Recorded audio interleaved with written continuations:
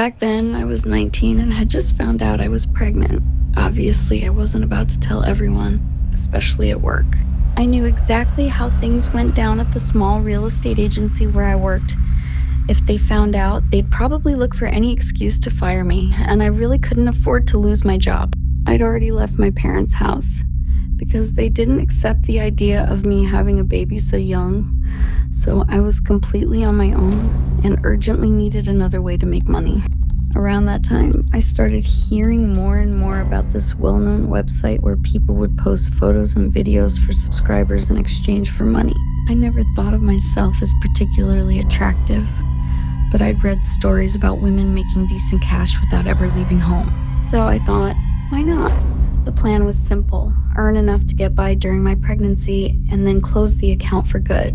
I set up my profile, uploaded a couple of photos and a short intro video, and waited. At first, nothing happened, but after a few weeks, the first subscribers trickled in, each paying a few dollars a month. Before long, they started asking for special photos. I'm not one to judge people's tastes, especially if they're paying, so I went along with it without thinking too hard. I clearly remember the afternoon that new subscriber showed up. I think it was a Friday, and I'd had a hectic day at the agency, handing out tons of business cards and dealing with last-minute clients. The username was AverageJoe88, which wasn't particularly memorable.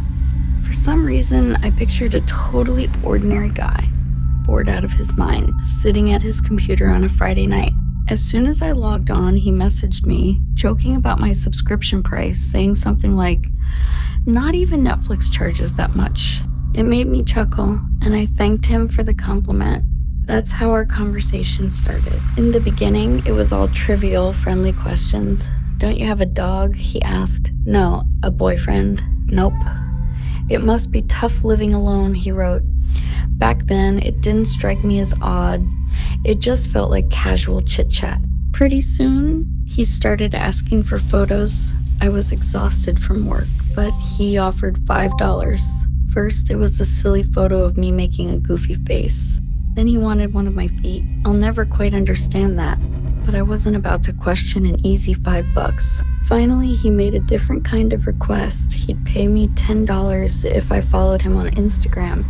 I hesitated for like 2 seconds, but $10 is $10, so I agreed. His profile was set to private, and his avatar was just a coffee cup, something totally ordinary. I followed him and looked through his pictures: a cat, some food, random landscapes, all pretty dull and generic, nothing out of the ordinary.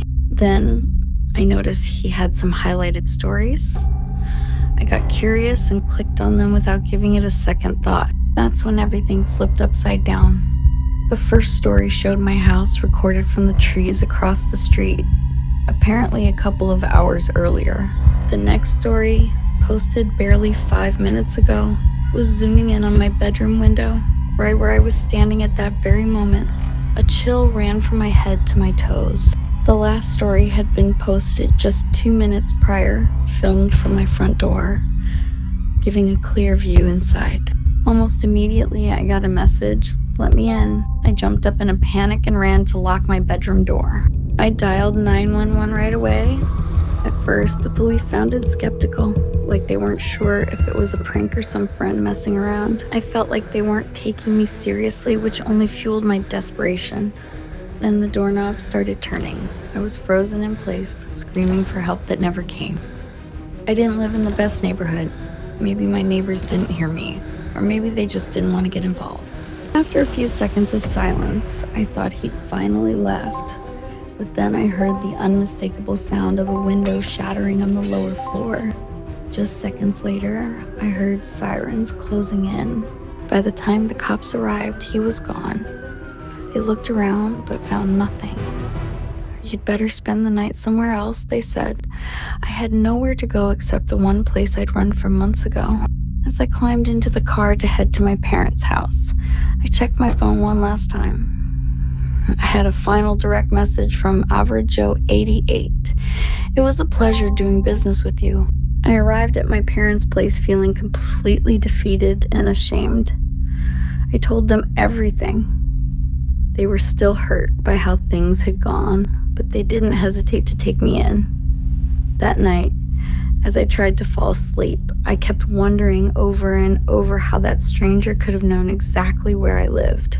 The next day, it hit me, my real estate business card had all my personal info. I'd been handing it out daily without thinking twice. The stalker had probably posed as just another client. I gave everything to the police, but fake accounts don't leave a trail. With so many cards exchanged, there was no way to know who it was. I deleted my account and moved back in with my parents, though I still work at the agency. Now, every time I hand someone my card, a chill runs through me. I can't help but wonder, am I helping a client or staring at the man who tried to break into my house?